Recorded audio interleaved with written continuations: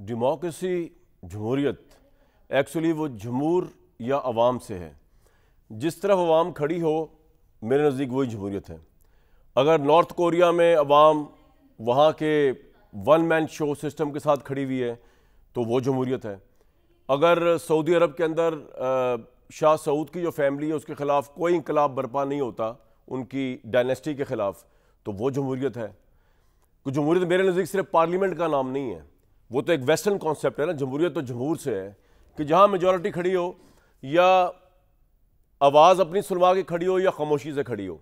इसी तरह चाइना है, दुनिया जहान के लिए शायद वो एक बड़ा डिक्टेटोरियल या ऑटोक्रेटिक या नॉन डेमोक्रेटिक रूल होगा, लेकिन क्योंकि चाइना की अरब से बड़ी जो वो है पॉपुलेशन जो है वो खड़ी हुई है उस सिस्टम के साथ। वन पार्टी रूल कह लें उसको, आप जौन सा रूल कह लें, तो वहाँ की जमहूर उसके साथ खड़ी हुई है, वो वहाँ की डेमोक्रेसी है। जब लोगों ने एक्सेप्ट नहीं किया था तो आपने देखा कज़ाफ़ी का तख्ता उल्टा गया। हमें पता चला कि जमहूर जो है वो, लेकिन उसमें एक एलिमेंट आ गया, उसमें एक फॉरेन एलिमेंट आ गया। तो उसको मैं उस तरह प्योरली हम नहीं कह सकते कि एक प्योरली ऐसा जमहूरी इंकलाब था, उसमें एक फॉरेन एलिमेंट। लेकिन हम उसकी और मिसालें दे सकते हैं। बांग्लादेश की मिसाल हम ले सकते हैं। जब Bangladesh even democratically elected prime minister जो थी हसीना वाजिद, उसके साथ नहीं खड़ी थी तो उसका तख्ता पलट दिया। तो पार्लियामेंट तो उस वक्त वहाँ पे भी थी बांग्लादेश में, वहाँ प्राइम मिनिस्टर भी थी, लेकिन जमहूर साथ नहीं थी। तो जब अवाम साथ ना हो तो कोई प्राइम मिनिस्टर का पोर्टफोलियो रखता हो या कोई किम जोंग वाला नॉर्थ कोरिया वाला पोर्टफोलियो रखता हो, कोई बादशाह का पोर्टफोलियो रखता हो, it doesn't make any difference. और अवाम अगर साथ है तो फिर क्या बादशाह, क्या कोई ऑटोक्रेट, क्या कोई डिक्टेटर आप कहते रहे, लेकिन अवाम साथ है। और ये भी अवाम का साथ होना ही है अगर अवाम सड़कों पर ना आए। एक सिस्टम है जिसको कुछ लोग कह रहे हैं, जैसे कि पाकिस्तान में भट्टी साहब हैं, मुस्तफा नवाज खोकर साहब हैं, इसी तरह वो है मिफ्ता इस्माइल साहब, जुबैर साहब, और इस तरह के आप बहुत से हमारे दानिश्वर हैं, बड़े ज़बरदस्त सीजन पॉलिटिशियंस हैं। वो कह रहे हैं इस मुल्क में डेमोक्रेसी नहीं है, डेमोक्रेसी की तबाही फिर गई पाकिस्तान में, सुप्रीम कोर्ट नहीं है, पार्लियामेंट रबर स्टैंप है। लेकिन भाई अब क्या करें, पूरी की पूरी पाकिस्तानी अवाम इस तरह इस सिस्टम के साथ खड़ी हुई है कि पुकारने पर भी, बुलाने पर भी बाहर नहीं निकलते। वो कह रहे हैं we are satisfied with the system. If they are not satisfied they should have march the streets like we have seen in Bangladesh, like we have seen in Libya, like we have seen in Sri Lanka. अवाम का इस system पे ऐसा एतमाद है कि वो कहते हैं जी उनका वोट चोरी हो गया अवाम का 2024 के इलेक्शन में। भाई अगर वोट चोरी भी हो गया तो अवाम को तो चोरी होने पे कोई प्रॉब्लम नहीं है। मुझे तो समझ नहीं आ रही, बहुत वार्म वेलकम मुस्तफा नवाज खोकर साहब, इरशाद भट्टी साहब, इशर अली साहब, मुझे प्रॉब्लम समझ नहीं आ रही। खोकर साहब आपका क्या मसला है मेरे भाई? ये कोई तरीका नहीं होगा कि हम बैठ के, आप और मैं बैठ के डिसाइड कर लें कि पाकिस्तान की अवाम यही चाहती है। शहबाज शरीफ साहब वाला सिस्टम चाहती है, आप उसे कठपुतली कह लें, आप उसको कह लें कि जी ये सिस्टम जो है ये हाइब्रिड प्लस सिस्टम है, जो चाहे कह लें, अवाम इसके साथ है। एवं तो नहीं पाकिस्तान में 11-11 साल मार्शल निकल गए, वरना तो आप देखें ना कि एक दिन अवाम के राइट्स की वायलेशन हो, इंदिरा गांधी ने इमरजेंसी लगाई थी, 72 घंटों में अवाम ने मजबूर करके वापस लेने मजबूर कर दिया था उसको। तो आप डेमोक्रेसी समझ नहीं पाए मेरा ख्याल से, या मैं समझा नहीं पाया। जनाब मुस्तफा साहब, माइक इज विद यू। क्या प्रॉब्लम आपको इस सिस्टम के साथ जिसमें अवाम साथ हैं इसके? नहीं, आप बिल्कुल ठीक कह रहे हैं। मैं आपसे इत्तफाक करता हूं कि हमें तारीख से पाकिस्तान की जिन्ना साहब को बिल्कुल उनका नाम मिटा देना चाहिए। हमें ये बात बिल्कुल गायब कर देनी चाहिए तारीख की किताबों से कि तहरीक पाकिस्तान के जो कारकुनान थे, बानिए पाकिस्तान थे, उनकी पाकिस्तान के बारे में क्या सोच थी। क्या वो एक जमहूरी पाकिस्तान चाहते थे, या जिस तरह आप कह रहे हैं नॉर्थ कोरिया या चीन या उस तरह का पाकिस्तान चाहते थे? मैं आपसे इत्तफाक करता हूं कि मोहतरमा फातिमा जिन्ना, जिनकी तकरीरें ऑन रिकॉर्ड मौजूद हैं, जब वो एक डिक्टेटर के खिलाफ इलेक्शन लड़ रही थी, उन्होंने पार्लिमानी जमहूरी निज़ाम की बात की, उनको भी तारीख से हटा दें, निकाल दें तारीख से, क्या ज़रूरत है? तो हमें देखें ये जो आर्ग्यूमेंट है, अगर हम आज 78 सालों बाद बैठकर पाकिस्तान की आज़ादी के बाद आज भी अगर हम ये बहस कर रहे हैं कि जी मुल्क के अंदर निज़ाम कौन सा होना चाहिए, लोग तो डिक्टेटरशिप्स के साथ भी खड़े हो जाते हैं, लोग तो दुनिया के अंदर ये एग्जाम्पल्स भी मौजूद हैं, तो क्या हमारे यहाँ ये निज़ाम इस तरह का नहीं होना चाहिए? तो फिर आप ये गुफ्तगू मुझे तो नहीं समझ आता फिर क्या ज़रूरत थी। पाकिस्तान की जो क्रिएशन थी इटसेल्फ वो कोई बंदूक के ज़ोर पर हुई थी। पाकिस्तान की क्रिएशन इटसेल्फ एक डेमोक्रेटिक प्रोसेस का नतीजा थी, एक वोट का नतीजा थी कि जिसके अंदर मुख्तलिफ आपकी सूबाई असम्बलियाँ जो उस वक्त की थी उन्होंने करारदादें पेश की पाकिस्तान का हिस्सा बनने के लिए। आज आप कहते हैं कि वोट की कोई अहमियत नहीं, लोगों की राय की कोई अहमियत नहीं। तो ठीक है, अगर आप इस तरह मुल्क के निज़ाम को चलाना चाहते हैं और फिर अगर ये आर्ग्यूमेंट दे दिया जाए जी कि लोग सड़कों पर नहीं निकल रहे, तो इसका मतलब ये है कि आप यही चाहते हैं कि लोग बाहर निकलें और बाहर निकलकर वायलेंस का रास्ता इख्तियार नहीं, वायलेंस नहीं सर। अगर ये रास्ता आप लोगों को सर मैं फिर वायलेंस सड़कों पे से निकलने का फिर मतलब क्या है? जब आपसे लोग बाहर निकलते हैं, प्रोटेस्ट करते हैं, तो अगर उनके ऊपर गोलियां चला दी जाती हैं। नहीं सर, नहीं, लोग निकले नहीं आज तक मुस्तफा भाई, लोग निकले नहीं। अगर लोगों को निकलने से मुराद हम दर्जन 2 दर्जन लोगों की बात तो नहीं कर रहे। जनरल ज़िया बैठा हुआ था, अपने भरपूर आबोताब से बैठा हुआ था लाहौर में, शहीद बीबी आई, उनका जो इस्तकबाल हुआ, लोग नहीं निकले बाहर। नहीं सर, निकले लोग। जब जनरल अयूब के खिलाफ लोग बाहर नहीं निकले। नहीं सर, वो तो फौज ने फैसला कर लिया था। जनरल अयूब जो थे उस पीरियड में क्या हुआ थे जी, जिस तरह मुशर्रफ साहब वीक हो गए थे तो वो क्यारी साहब ने उनको हटवा दिया तरीके से। सर मेरा आपसे एक सवाल है मुस्तफा भाई, बात ये है कि लोग गोलियों वाली बात नहीं है, बात ये है कि आप जिन कह रहे हैं जिन लोगों को निकले, जो इमरान खान के अपील में निकले, ये दर्जनों में निकले ना सर, सैकड़ों में निकले। ये अगर लाखों में निकलते हैं तो कौन गोली चला सकता है लाखों के मजमे पे? गोलियां खत्म हो जाती हैं सर, टैंक्स खड़े हुए हो। मैं आपको एक बात वैसे ही नहीं, आप यूएसएसआर में जब टूटा टैंक्स खड़े हुए थे वहां पे, लेकिन वो लोगों ने आउट नंबर कर दिया। वो टैंक से कितने गोले चलाने थे आपने? उसके बाद तो फिर आवाम थी और वो टैंक वाले थे, तो लोग निकले नहीं कभी सर। चलें पिछली हिस्ट्रियों को आप छोड़ें, वरना इस मुल्क में मार्शल लॉ ना लगता। अयूब खान का जो आप बता रहे हैं वो तो 11 साल यहाँ रूल कर चुका था, वीक हो चुका हुआ था। वो कश्मीर के ऊपर मामले के ऊपर, वॉर ऑफ 65 के ऊपर वो इतना वीक भुट्टो साहब ने उसे कर दिया हुआ था, उसने तो जाना ही जाना था। ज़िया-उल हक की मिसाल ले लेना, आप में से कितनी एमआरडी मूवमेंट चली, कौन निकाल सका ज़िया-उल हक को? प्रिंसिपल पहले तो आप पहले तो असूल तय कर लेना जी। जहां से मैंने प्रोग्राम का आपने आगाज किया, मैंने जब जवाब दिया तो मैंने पहले नुक्ता जिन्ना साहब का पेश किया, मोहतरमा फातिमा जिन्ना का पेश किया, तहरीक पाकिस्तान के कारकुनान का पेश किया। पहले तो आप ये फैसला कर लें कि क्या उनकी राय, उनका तो सर आपके ख्याल में इस वक्त ठीक है, अगर पार्लिमानी पाकिस्तान होगा, क्या आप उनकी इस राय को रद्द करते हैं? तो फिर दूसरा आर्गुमेंट देना शुरू कर। मैं तो कोई नहीं हूं उनकी राय को रद्द करना, वो तो अवाम के ऊपर डिपेंड करता है, अवाम किसकी राय को रखे किसको ना रखे। लेकिन आपके नजदीक इस वक्त जो पार्लियामेंट चल रही है, सेनेट है, उसके अंदर कौमी असेंबली है, बिल पास होते हैं, लेजिस्लेशन हो रही है, ये सब फेक है? ये नहीं हो रहा डिलीवर, ये नहीं नजर आ रहा हमें, ये क्या है? ये फेक है, इसकी क्या लेजिटिमेसी है? अच्छा। आप अपना कैमरा लेकर निकल जाएं, मुझे छोड़ दें, भट्टी साहब को छोड़ दें, आबिद शेर अली साहब को छोड़ दें, आप अपना कैमरा लेकर निकल जाएं आवाम से और गली मोहल्लों में लोगों से पूछें कि इस निज़ाम की क्या अखलाकी हैसियत है। अच्छा, ठीक। आई मीन अब जो 9 फरवरी को हुआ हम सब वाकिफ हैं उससे। ठीक है।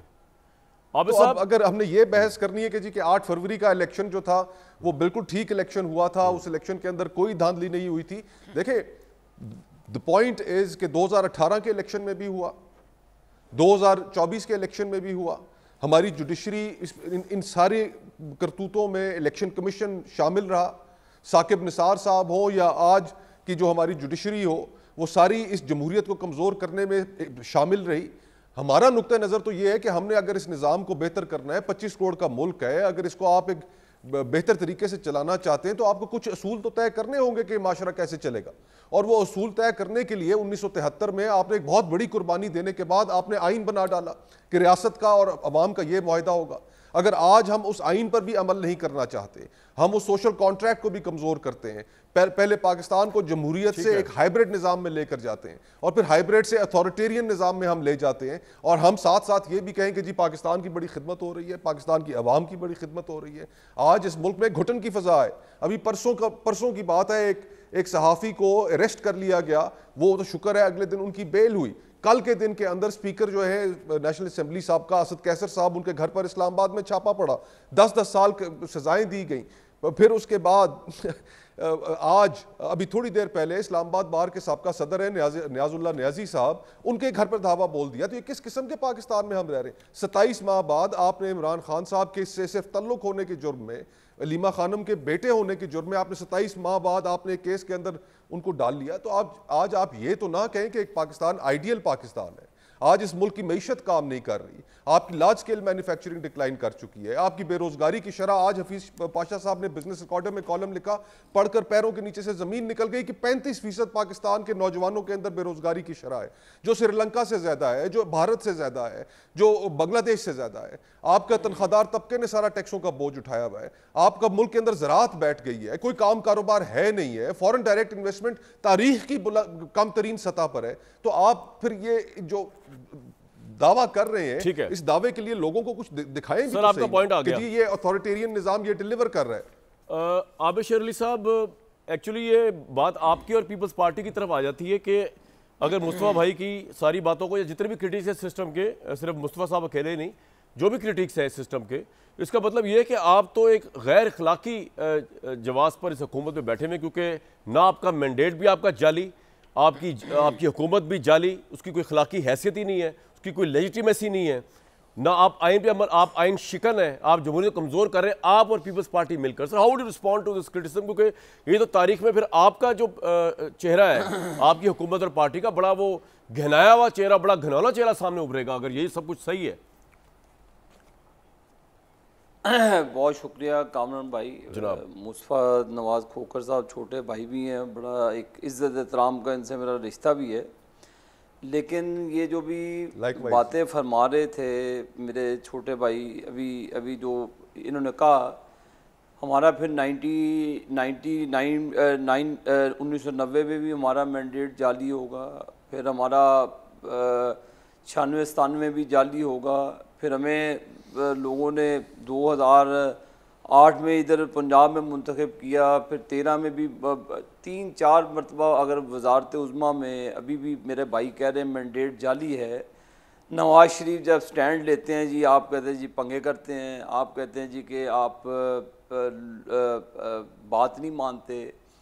तो नवाज शरीफ के भाई असूलों की सियासत की है, और उन्होंने हमेशा, उन्होंने सियासतदानों ने, मुस्तफा खोखर साहब जेलें भी काटी, उन्होंने फांसियाँ भी झीली, उन्होंने जिला वतनियाँ भी काटी, उन्होंने जेलों में कोड़े भी खाए, कारकुनों में मारे भी खाई। अच्छा, मेरा सवाल तो आप बात फरमा रहे हैं सर जी मुझे मैं कह रहा हूँ, अब आपके मतलब ये कहा जा रहा है, अब आप ये सब कुछ कर रहे हैं सियासतदानों और कारकुनों के साथ, आप इस वक्त जो है ज्यादतियां कर रहे हैं, नहीं आप फाशिज्म कर रहे हैं, आप इलेजिटिमेट रूल है जी, उस पे आ जाए सर।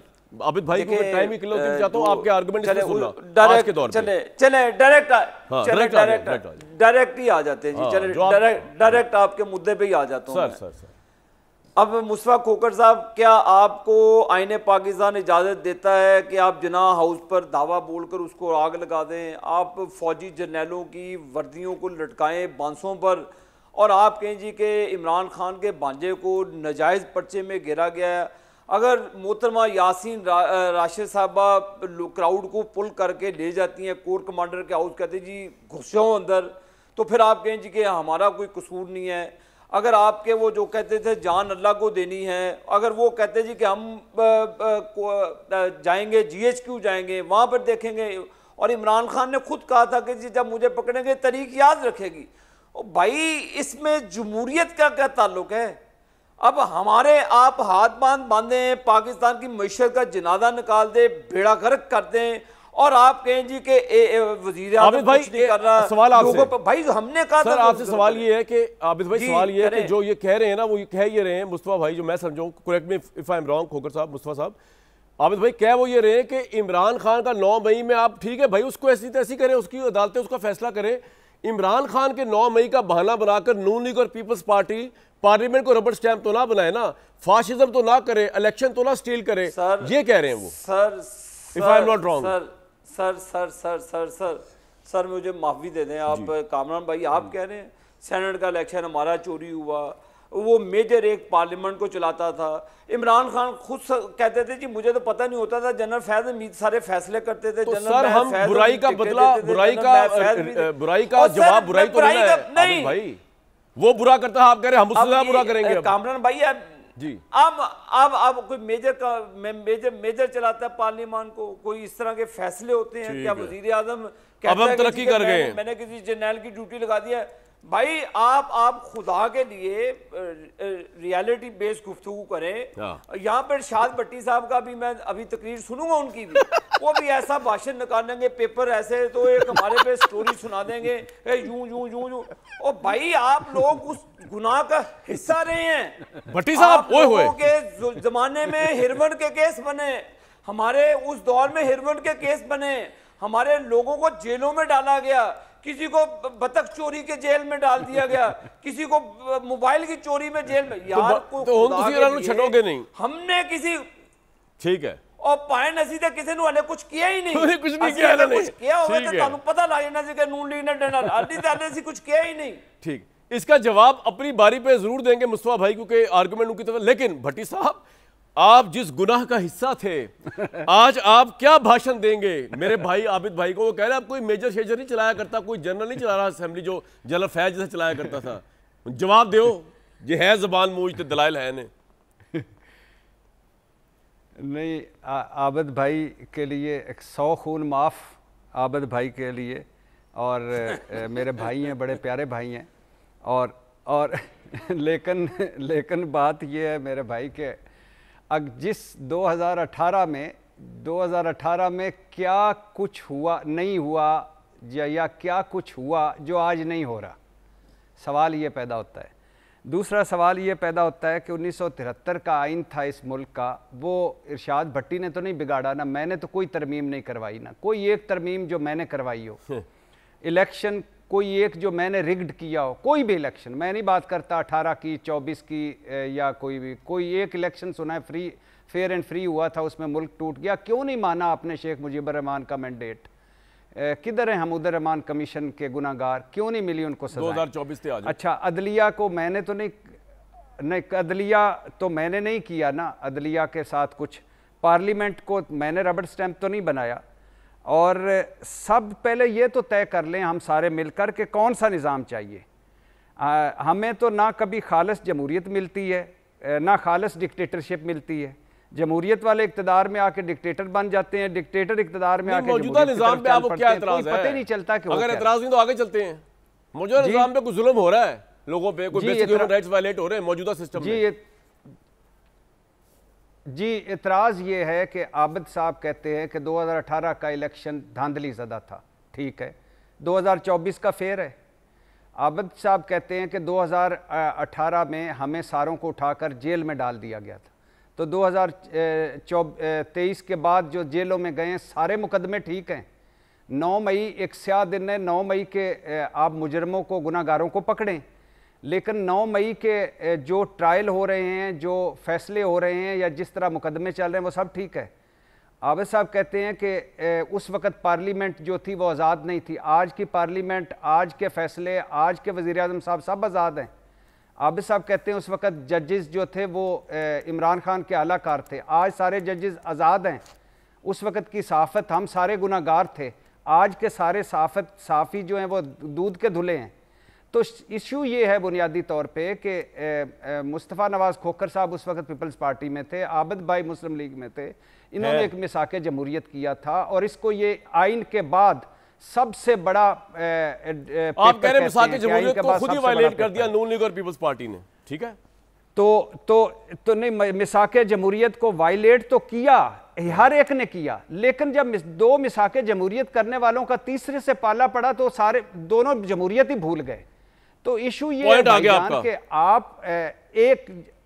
आप ये अगर एक बुरा हुआ है तो उसको ज्यादा बुराई से बुरा, मैं इसी बात को रखना चाहता हूं मुस्तफा साहब के सामने। बिल्कुल आप सही मुस्तफा भाई, अब इनका गम आपको नजर आ रहा होगा आबिद भाई का, मैं बिल्कुल तंजर नहीं कह रहा, मैं बड़ा सीरियसली कह रहा हूं। इसका हल क्या है? मतलब ऑब्वियसली उनको ये तो है ना कि उनके साथ ज्यादतियां हुई, उनकी पार्टी के साथ ज्यादतियां हुई, और उसमें इमरान खान उस ज़माने की एस्टैब्लिशमेंट के साथ थे। तो आज अगर ये किसी के साथ मिलकर भी इमरान खान के साथ ये सब कुछ कर रहे हो, तहरीक इंसाफ के साथ ही हो रहा है ना, और तहरीक इंसाफ की वजह से बाकियों के साथ भी हो रहा है, हुआ जो भी हो उसके अंदर जो आ रहा है रडार के अंदर। तो अब इसका हल क्या है मुस्तफा भाई? एक हल तो ख्वाजा आसिफ ने दिया है, कल मैं आपको सुनवा देता हूँ, लेकिन क्या आपके नज़दीक इससे बढ़ के हल है? ज़रा वो सुन लें। ख्वाजा साहब ने एक हल दिया है, सुनवाएं जी। अगर सियासत में किसी ने रहना है या कौमी लीडरशिप का किसी ने क्लेम करना है तो उसको 9 मई के ऊपर इसके मतलब कोई कॉम्प्रोमाइज़ नहीं है, उसके ऊपर पछतावे का इजहार होना चाहिए। आप उसको माफ़ी कह लें या रिग्रेट कह लें, आप जो भी लफ्ज़ उसको दे दें। ये एक हमारी 76-77 साल तारीख का एक ऐसा बाब है जिसको माफ़ी के अलावा या पछतावे के अलावा या इसके अलावा कोई क्लोज नहीं किया जा सकता। आपके साथ 4 आदमी हों और आप जो है जाके कोर कमांडर के घर पे या GHQ के ऊपर हमला कर दें, माफ़ी या पछतावा जो है अदालत में भी कह सकते हैं। हमारी इस गलती को जो है वो इग्नोर करे और हमारे हम कौम से माफ़ी मांगे, किसी एक शख्स से मांगे, कौम से माफ़ी मांगे। ये हमारी कुलीग है आसमा शिराजी साहिबा, उनको ये इंटरव्यू दिया ख्वाजा आसिफ साहब ने, गालिबन कल दिया है। तो आपको लगता है मुस्तफा भाई, given Imran Khan state of mind, वो यू टर्न्स भी ले लेते हैं लेकिन वो फर्म स्टैंड भी लेते हैं, अगर वो ये माफ़ी रिग्रेट या पछतावा कह दें तो ये सारा मसला हल हो जाएगा और हम एक रियल डेमोक्रेसी सिस्टम की तरफ बढ़ेंगे? देखिए, अगर हमने एक रियल डेमोक्रेसी और एक बेहतर निज़ाम की तरफ बढ़ना है तो सबसे पहली जिम्मेदारी सियासतदानों पर है कि वो इस चीज़ का फैसला कर लें, तहिया कर लें कि उन्होंने पपेट्स और पॉन्स नहीं बनना। जिस दिन हम सियासतदान ये फैसला कर लेंगे कोई हमें इस्तेमाल नहीं कर पाएगा। अगर हमने ये दायरों का सफ़र ख़त्म करना है तो उसकी पहली सीढ़ी ये होनी चाहिए कि हम एक कौमी डायलॉग करें, आपस में बैठें। और मिसाक जमहूरियत की शिक नंबर 13 थी जिसमें मुस्लिम लीग नून ने और शहीद बीबी ने उस वक्त एग्री किया था, और उस प्रिंसिपल को हमें अपनाने की ज़रूरत है कि हम हुकूमत में आने के लिए इस्टेब्लिशमेंट की मदद नहीं लेंगे और जो हुकूमत में होगा उसको गिराने के लिए हम इस्टेब्लिशमेंट की मदद नहीं लेंगे। तो हमें सबसे पहले तो सियासतदानों को आपस में इस चीज़ के ऊपर इत्तफाक करने की ज़रूरत है। और जहाँ तक माफ़ियों का ताल्लुक है, देखिए ये एक कैन ऑफ वर्म्स है। अगर आप इसको खोलना चाहते हैं तो 100 बिस्मिल्लाह खोलिए। फिर इसमें 8 फरवरी भी आएगा कि 8 फरवरी के जो किरदार थे, फिर इससे पहले 2018 के इलेक्शनों के किरदार भी बीच में आएंगे, फिर मियां नवाज शरीफ साहब के साथ जो ज्यादतियां हुई उनको भी बीच में आना चाहिए। लिमिटेड कर ले 9 मई की माफी, ठीक दावा होगा। आपको लगता है इमरान खान मांग सकते हैं माफी या रिग्रेट कर सकते हैं? आपको इस चीज के ऊपर एक truth and reconciliation commission eventually बनाना पड़ेगा। इस मुल्क में हम सब, मेरा सवाल मुख्तलिफ है, हम सब ने किसी न किसी मौके पे how much you have understood Imran Khan, कोई ऐसा, क्योंकि उन्होंने बड़े बड़े यू टर्न्स भी किए ना, वो चले माफी नहीं पछतावे का इजहार करके मामला खत्म कर सकते हैं कभी किसी स्टेज पे, आपको लगता है बिल्कुल भी नहीं करेंगे वो? देखिए कामरान भाई, द पॉइंट इज कि प्रोसिक्यूशन अगर होती ना तो शायद इस मुल्क में किसी को भी एतराज ना होता, क्योंकि वो इमेजेस, वो फुटेजेस हम सब के सामने थे, आप लोगों ने टीवी स्क्रीनों पर दिखाए। ठीक है, प्रोसिक्यूशन में बदल दिया गया। प्रोसिक्यूशन में इस तरीके से, बुरे तरीके से बदला गया कि इवेंचुअली बात आकर इस चीज पर ठहर गई कि जो 2 लोग जो थे वो मेज के नीचे छुपे हुए थे और उन्होंने ये सारी की सारी कॉन्स्पिरेसी सुनी। फिर उसके बाद बात आगे कहाँ जाती है कि जनाब जिन लोगों ने प्रेस कॉन्फ्रेंसेस की, अगर ये इतना ही बड़ा जुर्म था तो जिन लोगों ने प्रेस कॉन्फ्रेंसेस की और उन्होंने लाताल्लुकी का इजहार किया तहरीक इंसाफ से, फिर वो कैसे माफ हो गए? मैं कई ऐसे MNAs को जानता हूं जो आज हुकूमती बेंचों पर बैठे हैं, जो उस वक्त तहरीक इंसाफ में थे, जिनके ऊपर 9 मई के मुकदमात थे लेकिन आज पाक साफ है। तो अगर आपने 27 महीनों बाद भी लोगों को इन्वॉल्व करना है इसमें, तो फिर उसकी अपनी जो इफेक्टिवनेस है, आपका जो बयानिया है, फिर वो लोग तो नहीं मानेंगे, लोगों को तो प्रोसिक्यूशन नजर आ रही है। बिल्कुल ठीक है सर। आबिद भाई, आपके सारे आर्गुमेंट का एक जवाब जो भट्टी साहब ने और मुस्तफा साहब ने दिया ना, वन वे और दी अदर वे, कि अगर मैं नेट शेल में कहूँ, अगर हम कल कहते थे कि इमरान खान साहब का जो जिस सिस्टम के साथ चल रहे थे वो कठपुतली थे, आप भी कहा करते थे, बिलावल भी कहा करते थे, तो अगर आप कह रहे हैं कि जी वही सिस्टम उस वक्त भी ये होता था, अगर आज भी ये हो रहा तो क्या बुरा, तो फिर तो हम ये भी कहेंगे आज शहबाज शरीफ साहब भी आज़ाद नहीं है। चले मैं कठपुतली का लफ्ज़ यूज़ नहीं करता, रिगार्ड कर लेते थोड़ा। बात ये है कि फिर आप उसको किस रिस्पॉन्ड करेंगे? दूसरा ये कि क्या पोलिटिसाइज कर दिया गया 9 मई को बकौल मुस्तफा साहब के सारे मामले को? इससे आगे मैं मिसाल दूंगा 2 मिनट के अंदर जी। आपको पता था जब जनरल ज़हीरुल इस्लाम का मैसेज आया नवाज शरीफ साहब को, जी इमरान खान साहब के साथ वो मिले और उन्होंने ताहरुल कादरी को बुलाया और वज़ीर आज़म को कहा जी कि आप स्टेप डाउन कर दें। जी जी। मियाँ नवाज शरीफ ने कहा ओवर माई डेड बॉडी। फिर उन्होंने खंदके भी खलवाई, नवाज शरीफ को हर लिहाज से प्रेशराइज किया। पार्लियामेंट खड़ी हुई ना फिर नवाज शरीफ के साथ, क्योंकि पार्लियामेंट ने स्टैंड लिया, नवाज शरीफ ने स्टैंड लिया, और भी वो लोग जो ना भी चाहते हुए भी तमाम पार्लियामेंट में तमाम पॉलिटिकल पार्टीज एक प्लेटफॉर्म पे इकट्ठी होगी 1 पॉइंट एजेंडा पे कि हम सरेंडर नहीं करेंगे। सरेंडर नहीं किया, कौन सी क़यामत आ गई, कौन सा फांसी लग गई? फिर आप आलाकार बने, फिर आपने जमहूरियत को वो कह रहे हैं अब आप आलाकार हैं अरशाद भट्टी साहब खिलाफ, ने उसको रिस्पॉन्ड करें ना सर। सर आप मेरी मैं वही बात हुई उसको जवाब भट्टी साहब ने एक चैनल संभाल लिया सर, वही जवाब देना जो हमारी ठुकाई करते थे सुबह से लेकर शाम तक, जी ये हो गया वो हो गया, कामा पनामा, ये जो ठीक है, बड़ी जाती हुई आपके साथ, ठीक है भट्टी साहब आपकी तो नहीं जी हुकूमत थी, सारी एजेंसीज इनके साथ ही ले आते ना उखाड़ के जमीन से वॉल्यूम 10 को और कहते जी कि ये नवाज शरीफ के ऊपर हमने डाल दिया। क्यों नहीं डाला? क्यों कौम का टाइम जाया किया? क्यों कौम का बेड़ा गर्क किया? क्यों लोगों के साथ झूठ बोला? तो मेरे भाई आलाकार तो फिर सब बने, उसमें सहाफत भी आ जाती है, उसमें पॉलिटिशियन भी आ जाते हैं, अब आप उसमें तमाम इल्जाम ये कि अब आप आलाकार हैं, उसको कैसे रिस्पॉन्ड करेंगे आबिद भाई कि आप आलाकार हैं इस वक्त? नहीं आप कामरान भाई क्या आलाकारी की है जी? हमने क्या आलाकारी की है? कोई एक चीज आप पर आप इल्जाम लगा देगी जी शहबाज शरीफ और उसकी हुकूमत ने फलान चीज में ज्यादती कर दी, फलान चीज पे इमरान खान के ऊपर, अभी हमने कहा था 9 मई को, कैसे पोलिटिसाइज कर दिया। आप तो टीवी उतारते थे, आप कहते थे आप अदालतों से भागते हैं, आप कहते थे आप जजेस से भागते हैं, अब आप फेस करें ना उन चीजों को। हमने तो नहीं 9 मई को कराया, कैसे पोलिटिसाइज कर दिया। हमने ना इमरान खान न्याजी के भाई को कहा था कि जी पतरून जर्नैल की उठा के और उसको कहे कि इसकी वेस्ट आप ये कह रहे हैं कि उसने मैंने उनके मुंह में मौत को, सियासी मौत को दावत दी है, तो हमारा इसमें क्या है? अब हमसे क्यों कह रहे हैं कि हम जाके बीच में सुलह सफाई कराएं? सियासी मौत, और फिर भट्टी साहब बीच में पढ़ के उनको कहे जी माफी मांग लें। भट्टी साहब माफी मांगने का एक मिनट सर, मैं पॉइंट आपका आ गया, मैं जरूर, मेरे भाई हैं भाई है, मैं तो कहूंगा भट्टी साहब को जब कहें उनको माफी मांगे। ठीक, मैं एक ब्रेक के बाद आपकी प्रोपोजिशन भट्टी साहब के सामने रख देते हैं, मुस्तफा साहब के सामने रख देते हैं कि जी मुस्तफा साहब भी जाएं डेलीगेशन लेके इमरान खान के पास, भट्टी साहब भी जाएं। भट्टी साहब तो जाके मिल भी चुके हैं उनको जेल में, उनसे कहें कि जनाब माफ़ी मांग लें, माफ़ी नहीं तो रिग्रेट कर लें, रिग्रेट नहीं तो पछतावे का इजहार कर दें। आबिद भाई भी कह रहे हैं कि मामला ख़त्म हो जाए, ख्वाह से भी यही कह रहे हैं। लेकिन जब ब्रेक से वापस आऊँगा एक तो इसका जवाब लूँगा इन सबसे, माफ़ी पे इमरान खान क्या करेंगे, क्योंकि यू टर्न भी वो ले सकते हैं और स्टैंड भी ले सकते हैं, उनको पता कुछ नहीं चलता। आजकल जो किताबें पढ़ रहे हैं, मैं ब्रेक के बाद आपको किताबें दिखाऊंगा, जो किताबें वो पढ़ रहे हैं, जो मंगवाई हैं उन्होंने, वो बड़ी इनकलाबी हैं, बड़ी इंटरेस्टिंग है। लग ऐसे रहा है कि जेल में बैठ के इमरान साहब जो है ना वो कोई इनकलाब की तैयारी कर रहे हैं। वो आप किताबों के नाम देख के पता चलेगा। ब्रेक के बाद आपको उन किताबों की लिस्ट देता हूं जो इमरान साहब के पास आज किताबें गई हैं, उनकी रिक्वेस्ट के ऊपर। एक ब्रेक लेंगे भाई, सब सुन लें, कौम कान खोल कर सुन लें। जो किताबें इमरान खान साहब पढ़ रहे हैं इस वक्त बड़ी ख़तरनाक हैं। एक तो वो पढ़ रहे हैं द ब्लैक जैकोबिन्स रेवोल्यूशन के ऊपर, फिर वो पढ़ रहे हैं रीओपनिंग मुस्लिम माइंड्स, लोगों के माइंड्स को, पहले भी आपको पता है नैरेटिव उनके कमाल बनाते हैं लोगों के माइंड्स के लिए, अब वो और मजीद रीओपनिंग पे जा रहे हैं। फिर वो लॉस्ट इस्लामिक हिस्ट्री भी पढ़ रहे हैं और वो खिलाफत भी पढ़ रहे हैं और वो सलाहुद्दीन अय्यूबी की ज़िंदगी भी पढ़ रहे हैं, जिसने किश्तियाँ जला दी थी और फतह याब हुए, और उसके बाद सितंबर में शायद कुछ का रिजल्ट निकले। क्योंकि भट्टी साहब किताबें तो बड़ी गजब की है, इसका जवाब तो आबिद साहब ज़्यादा खुशी से देंगे, लेकिन आपसे ये कि उन्होंने, आबिद साहब ने प्रपोजल दिया है जाकर तुम कुछ तरला मिनता कर लो इमरान साहब लो के, रिग्रेट करें और निकल आए बाहर, पछतावे का इजहार करें, माफ़ी शाफी मांगें।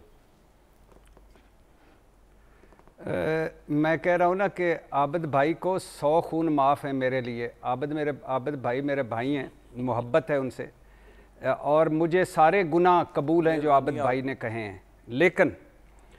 लेकिन मैं भाई से एक सवाल पूछना चाहता हूँ कि 2018 का गुनाहगार आपसे सवाल पूछना चाहता है कि 2024 का गुनाहगार अपने गुनाह क्यों नहीं मानना चाहता? क्या ज़रूरी नहीं है कि हम मुकम्मल सच बोलें? मेरे भाई बताएं कि 8 फरवरी 2024 का इलेक्शन वाकई आप जीते हैं? क्या शहबाज शरीफ साहब वाकई जमहूरी उमंगों के मुताबिक वज़ीर आज़म बने हैं? क्या जिन मखसूस नशिस्तों से 2/3 अक्सरियत आपको मिली वो आपकी अपनी मखसूस नशिस्तें थीं? क्या 26वीं आईनी तरमीम से आपने अदलिया को मजबूत किया है? क्या पीका आर्डीनेंस से आपने अपने भाई इरशाद भट्टी को मजबूत किया है? क्या नवाज शरीफ साहब की गारंटियों भरी रिस्क फ्री वापसी जमहूरियत के लिए नेक शगुन है? क्या 35 अरब जाली अकाउंट्स मनी लॉन्ड्रिंग और टीटी स्कैंडल मेरिट पर ख़त्म हुए?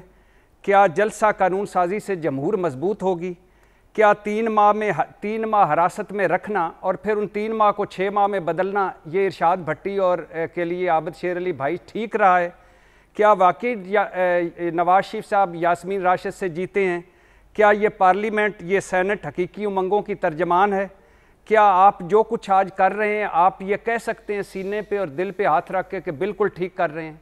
मैं तो अपने गुनाह मानने को तैयार हूं, और आपके कहने पे वैसे कोई अल्हम्दुलिल्लाह पछतावा नहीं, लेकिन आपके कहने पे मैं आज गुनाह मान लेता हूं। लेकिन आप भी तो कुछ माने। अब जवाब लेने दें उनका। आपसे तो तवक्को थी मुझे कि आपने 26 जब पीडीएम थी तो 26 आपके नुकात थे असली और वदिया। सर दफा करें पीडीएम के नुकात, आपने बड़े अच्छे नुकात पढ़ दिए, मेरे को टाइम कम होगा, जवाब लेने ताकि मैं सिर्फ 2 जुमले। कामरान भाई सिर्फ 2 जुमले। उस वक्त 26वीं आईनी तरमीम जब आप असली और वदिया जमहूरियत ला रहे थे, उस वक्त भी मौलाना साहब जनरल फैज से दुआए खैर कर रहे थे। उस वक्त फिर शहबाज शरीफ ठीक है सर, अब आपकी बात वहां तक उस वक्त भी जरदारी साहब फार्मूले बना रहे थे। सर बात डाइवर्ट हो जाएगी, उस वक्त भी रात को आप सारे मिल रहे थे। आपने जो बात की उसका जवाब ले दें। आबिद भाई, नवाज शरीफ साहब की इलेक्शन से लेकर शहबाज शरीफ साहब की वजारत उज़्मा तक तमाम चीजों को उनकी लेजिटिमेसी चैलेंज कर दी है। What's your take?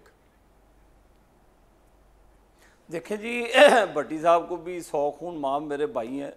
मेरा तो काम है आईना दिखाना, वो मैं दिखाता भी रहा हूँ हमेशा, मैंने इनको कहा। लेकिन आप मुझे बताएं कौन सी गैर जमहूरी तरीके से शहबाज शरीफ साहब कब्जा करके आ गए हैं, कोई गेट फलांग कर आ गए हैं पार्लियामेंट का, उन्होंने कोई गैर जमहूरी तरीके से गेट फलांगा और आपको अंदर कर दिया, बाकी पीटीआई की मेंबर सबको अंदर कर दिया रात के 12 बजे। जी मैं सुबह वज़ीर आज़म बनने, कोई ऐसा काम किया? बताएं कौन सा गैर आइनी काम किया?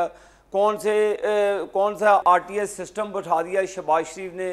कौन सी मुझे कोई फिगर बताएं ना। आपके तहफ़्फ़ुज़ात अपनी जगह होंगे, मैं तो हर जमाने में डसा गया। एविडेंस मांग रहे हैं। मुझे तो मेरे तो पोलिंग मैं एविडेंस पर मैं तो इनको कह रहा हूँ पेश करें, अदालतें आजाद हैं। और भाई मेरी बात सुने। अब मैंने तो एक सेकंड मुझे भी बोलने दे। जी। हमने कहा था कि हामिद मीर को गोली लगे, हमने कहा था अंसार अब्बासी साहब उसको अब्सार आलम को गोलियां लगे।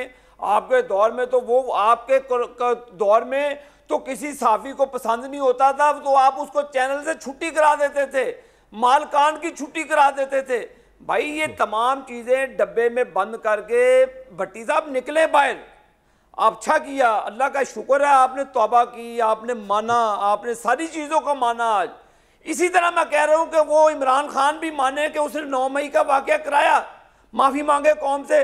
बेचारे लोगों के बच्चे, माओ के बच्चे, भाई वो पढ़ रहा है लाइफ ऑफ सलाउद्दीन अय्यूबी, उसने माफी का मांगनी है। किस चक्कर में बैठे हुए आप? वो life of black Jacobian revolution पढ़ रहा है, वो माफी नहीं मांगेगा आबिद भाई। मेरी तरफ से शायद भाई वो सल्तनत उस्मानिया का ड्रामा उस्मान देखे और तुगलक गाजी देखे, हमें क्या तराज है उससे? अच्छा ठीक, हमने कौन सा जहाज लेकर जाना इमरान खान को?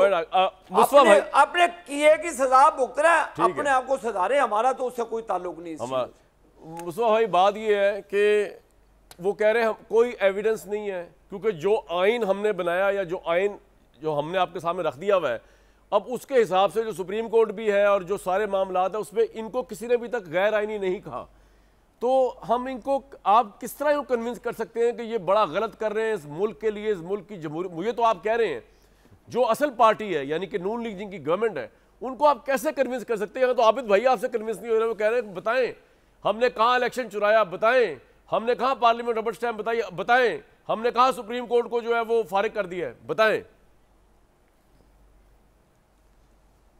तारीख का पहिया घूमना है एक दफ़ा फिर। माजी में मुस्लिम लीग नून इसको घूमता हुआ देख चुकी है, पीपल्स पार्टी इसको घूमता हुआ देख चुकी है। इमरान खान साहब उनकी हुकूमत थी, वो भी समझते थे कि ये हुकूमत कभी नहीं जाएगी। तो ये तारीख का पहिया घूमना ही घूमना है। इससे पहले कि जो मुश्किलात आज इमरान खान साहब बर्दाश्त कर रहे हैं, दोबारा मुस्लिम लीग नून और पीपल्स पार्टी बर्दाश्त करें, हम नहीं चाहते कि ऐसा हो। सही है, हम चाहते हैं कि इस मुल्क के अंदर एक हीलिंग प्रोसेस शुरू हो। हर जमात के बिल्कुल अपनी अपनी जगह पर जायज गिले मौजूद हैं। भाई मेरा आपसे एक सवाल है, कुछ छोड़ दें इसको, एक सवाल और है सर, सॉरी आपको मैं इंटरप्ट करूं, आपसे एक और सवाल है सर। बात ये है कि मैंने जो मेरा एनालिसिस जो है ना वो ये है कि इनके साथ जो ज्यादतियां की है ना इमरान खान ने उस जमाने की एस्टेब्लिशमेंट के साथ मिलके, उसके बाद इनके पास कोई ऑप्शन ही नहीं बचा था कि जो कुछ भी आप कह रहे हैं ना वो ये सब कुछ करने में आमादा हो जाए, डायरेक्टली करें या मिलकर करें, इनके पास कोई चॉइस नहीं है। और अभी भी जिस तरह की तड़ियाँ इमरान खान साहब लगाते हैं, जिस तरह का लिटरेचर वो पढ़ रहे हैं, जिस तरह के इंकलाब को, जिस तरह वो इनकी हस्ती और ज़ात को मानने को तैयार नहीं है, तो इनके पास भी तो ऑप्शंस बड़ी कम है ना sir, to be fair with them. Imran Khan ने इतना खौफ क्रिएट किया हुआ अपना अभी भी। आप मुस्तफा भाई आपसे पूछ रहा हूँ, मेरे ख्याल से मियां नवाज शरीफ साहब, जी मियां नवाज शरीफ साहब के पास ये ऑप्शन बिल्कुल मौजूद थी कि वो अपोजिशन में बैठते। जो उनकी एक सियासत की उठान रही, मैं डिक्टेशन नहीं लूँगा, उस सफ़र का जो आगाज़ उन्होंने किया, फिर मीसाक जमहूरियत किया, जो उनकी पॉलिटिकल पोजीशन रही, उनका कद काठ ये तकाजा करता था कि वो इस इलेक्शन की हकीकत से वाकिफ़ है। वो एक तरफ रद्दी की टोकरी में फेंकते इन फॉर्म 47 को और अपोजिशन में बैठते। आज वो नवाज शरीफ ज़्यादा पॉपुलर होता। जिस तरह वोट को इज्जत दो का जब नारा लगा रही थी, बिलाशुबा ये लोग पॉपुलर थे। आपने बड़ी इंटरेस्टिंग बात। तो ऑप्शन सियासतदानों के पास हमेशा मौजूद होती है। आज अगर मियां नवाज शरीफ साहब ऑपोजिशन में बैठे होते तो ज्यादा क्रेडिबिलिटी होती। ये बात है, आज उन्हें खामोशी से ना बैठना पड़ता। आपको लगता है कि बाद में बड़ा वजन है अगर ये इलेक्शन का रिजल्ट ना मानते भाई मेरे नहीं अर्ज सुन लें कैसे ना, हमने तो पीटीआई और पीपल्स पार्टी को कहा था कि आप मिलकर हुकूमत बना लें। हमने कोई जोर जबरदस्ती बनाई है कोई चीज़ मुस्तफा खोकर साहब?